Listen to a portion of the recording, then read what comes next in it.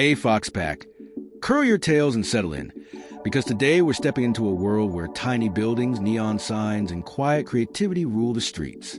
This is Shantytown, a relaxed diorama building game published by Phantom Games and developed by solo creator Eric Rempen. No monsters to fight, no timers to beat, just you, a small plot of space, and the gentle pressure making something beautiful.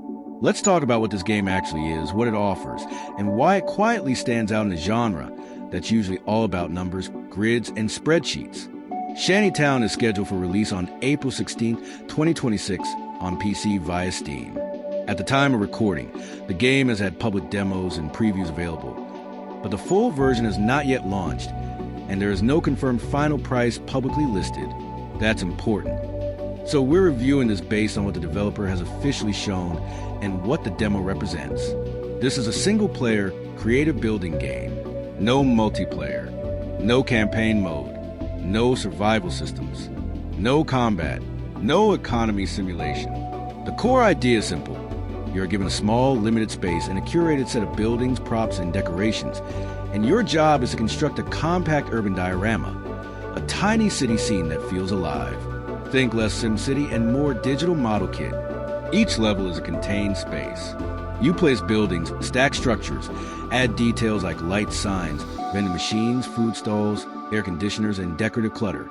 As you place certain objects, buildings can upgrade and unlock additional items. That's the main progression system. Build, upgrade, unlock more tools, and refine your scene. There are no fail states, no game over screens, no money management, no deadlines.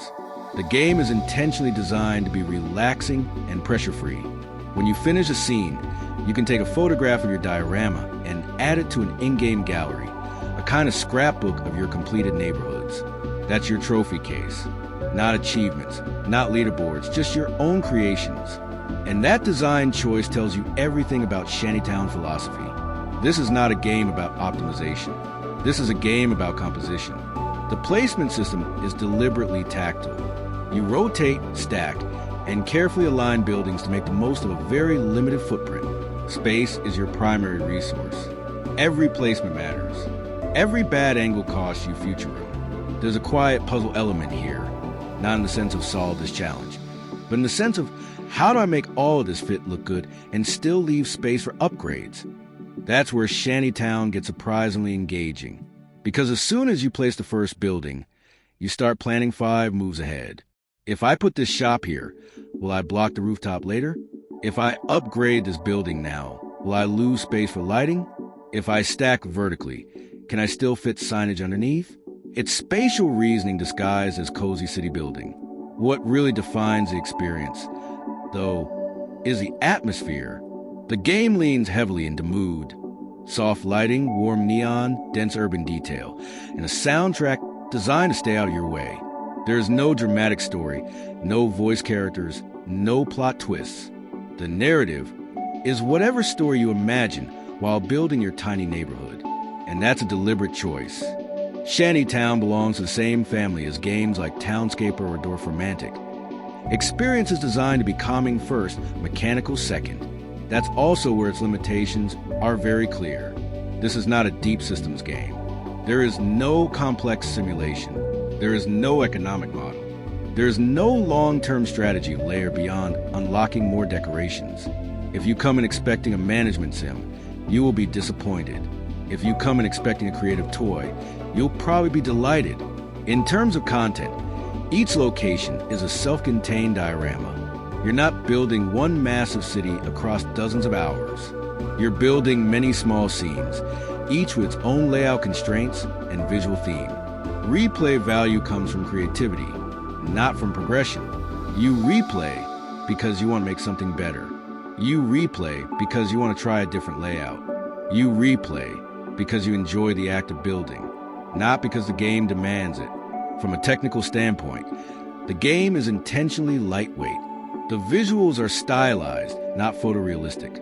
Performance in the demo builds has been stable, and the controls are simple: rotate, place, adjust. There's no complex UI, no dense menus, no tutorials that drag on. You learn by doing. Which brings us to who this game is actually for. Shantytown is ideal for players who enjoy cozy, low-stress games, players who enjoy creative building without management pressure, players who like digital art toys more than traditional simulations, players who enjoy making screenshots, dioramas, and visual compositions.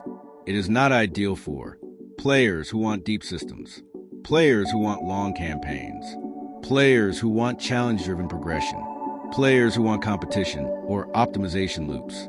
This is a slow game by design, and that's not a weakness, it's the entire point.